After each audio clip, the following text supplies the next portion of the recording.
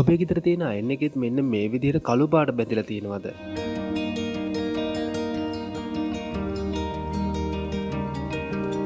ඉතින් මෙන්න මේ විදිහට කළු පාට බැඳෙන ප්‍රධාන හේතුවක් තමයි ඒ රෙදි වර්ග වලට ඔරොත්තු දෙන්නේ නැති උෂ්ණත්වයෙන් ඒවා මැදීම. එහෙම නැත්නම් අයන් කිරීම.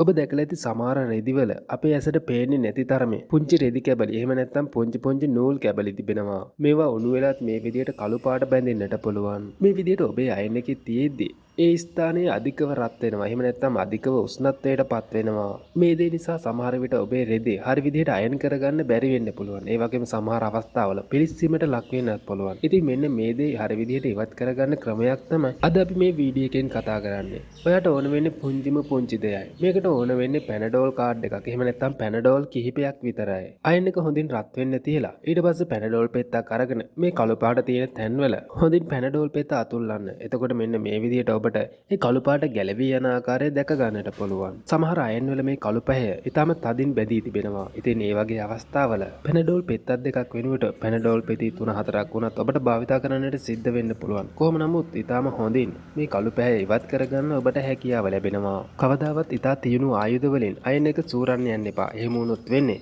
ආයේ මේ වගේ දේවල් සිද්ධ වෙන එක ඉක්මන් වෙන එක. මේ වගේ වටිනා වීඩියෝ හැමදාම බලන්න අරඹදුම අපේ YouTube channel එක දැම්ම subscribe කරන්න. ඔබට සුබ දවසක්.